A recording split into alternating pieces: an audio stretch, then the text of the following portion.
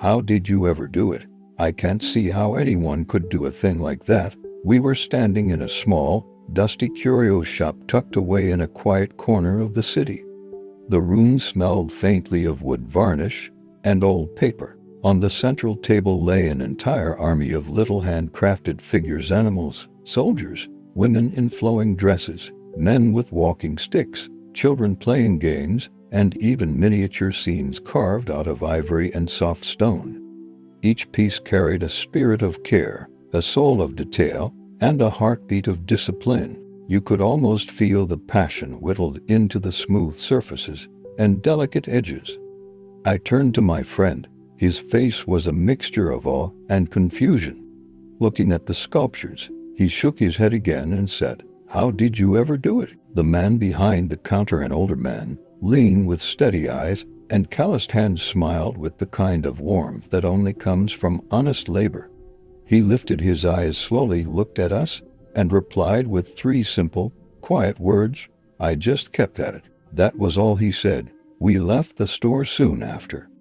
But as I walked down the street, those 3 words began to echo in my mind. They followed me like a drumbeat. Kept at it, kept at it, kept at it. I couldn't shake it. The simplicity of his answer struck me deeper than any motivational book or fiery speech. He had just kept at it. And because he did, he had created something beautiful, something real. Something people from all over came to see, admire, and perhaps buy. He had trained his hands, disciplined his mind, honed his craft, and carved his dreams out of lifeless wood, stubborn stone, and brittle ivory. That man was not some overnight genius. He wasn't born with a chisel in his hand or talent dripping from his fingers. What he had was persistence, dogged, unwavering persistence. He had committed to the process, even when the results were slow, even when nobody watched, even when the days felt long and the progress invisible. He had kept at it, and that made all the difference. That phrase stayed with me. It stirred something within. It reminded me of the potential that lies buried in ordinary people like you and me. The world loves to talk about talent, luck, and shortcuts, but true success, lasting excellence, that's carved in the quiet places, built brick by brick through the discipline of keeping at it. I once heard a young girl play the piano at a small community concert. She couldn't have been older than 16. But the way her fingers danced over the keys, the emotion in each note, the control and fluidity, anyone with ears could tell that this was no casual hobby. This was dedication in full bloom. Now, I know something about music. We had a music department in our institution for many years. I've seen talent, and I've seen skill, and I can tell the difference. As she played, I couldn't help but look into her face. She was calm, focused, almost lost in the rhythm of what she was doing. I leaned back in my seat and whispered in my heart, "Girl," while other girls were walking the streets, laughing and chatting away their hours. "You were pounding those keys, while others were still in bed grumbling as their mothers tried to wake them up. You were at the piano practicing arpeggios and scales." She had missed parties. She had lost what many would call fun. She had traded spontaneous hangouts for structured practice. But in that moment, standing ovation echoing through the hall, I knew she kept at it, and that's why she won. Success is rarely glamorous in its making. It is formed in the daily grind, in the little decisions, in saying yes to purpose and no to convenience. It is born in early mornings, late nights, aching muscles, and weary minds. It is forged in seasons of doubt where the only thing keeping you going is the quiet vow you made to yourself. I remember another man, this one a farmer in northern Maine. We stood together overlooking a sprawling field of green, well-tended land stretching as far as the eye could see. Corn danced in the breeze, and cattle grazed quietly nearby. I asked, "Who cleared this land? Who stumped it?" He turned to me, pointed down to a small log house by the creek, and said, "I did. My wife and I built that house. When we first moved in, not a single acre of this land had been cleared. I made a vow I would clear every acre and make it fruitful, and I have done it. That is the spirit that conquers. Not talk, not fancy dreams, but action, a vow, a commitment, a simple resolve. I will do it. He did not wait for perfect conditions. He did not blame the stones in the soil, the hardness of the ground, the lack of help.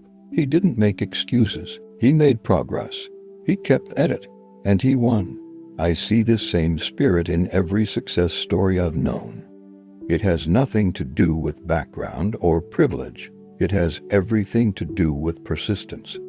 I stood beside a factory loom as a young boy and made my own vow. At that time, I didn't know what educator meant in full, but I felt it deep in my bones. I knew there was something in me that wanted to teach, to guide, to uplift. I was poor, I was under-resourced, I was handicapped in ways few people knew or understood. But I made a promise to myself, I will become an educator. And I did, not because the way was smooth, not because I had the best tools, but because I kept at it. And now I pass this truth on to you. They cannot conquer you if you refuse to give up.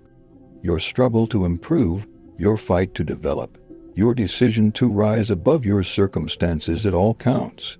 Every step, every stumble, every small win, it's all part of the journey. Every time you play that piece on the piano, play it better than you did yesterday. Don't settle for familiarity. Don't be content with good enough. Every time you sit at that typewriter, every time you write that report, every time you face that classroom or climb into that cab, make it your aim to do it better, cleaner, stronger. Train your brain. It may resist, it may sweat, but push it, feed it, stretch it, and soon you'll be a marvel even to yourself. Growth doesn't come from ease, it comes from effort. Don't depend on the alarm clock. Don't wait for someone to tell you it's time to rise. Wake up with purpose. Let your passion serve as your morning bell. Don't wait for someone else to lend you their car. Go get your own. Build something that is yours. Be self-reliant. Be responsible. Be diligent. Show up on time. Think deeply. Don't panic at problems. Solve them. Let every difficulty you face become part of the day's job. Learn from it, master it, dominate it. The world may be harsh. The road may be long, but don't ever stop. Don't be fooled by those who try to sell shortcuts. Lasting greatness has no elevator, it has stairs. And every step matters. You want to be a better writer. Keep writing. Want to grow business? Keep building. Want to change lives? Keep serving. Want to walk in divine purpose? Keep praying. Keep learning, keep becoming. I've seen ordinary people do extraordinary things simply because they stayed with it longer than everyone else. They outlasted doubt. They overcame discouragement. They worked when others slept. They prayed when others partied. They studied when others scrolled. They sweated when others joked. They kept at it. And that's the secret. You don't need to be the most talented. You don't need to be the smartest in the room.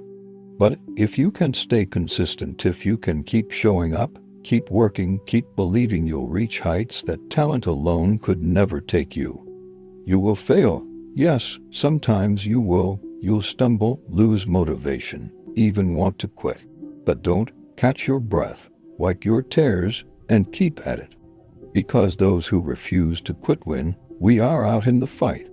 The world is watching. Our future is waiting. And if we don't give up, we will wear the crown.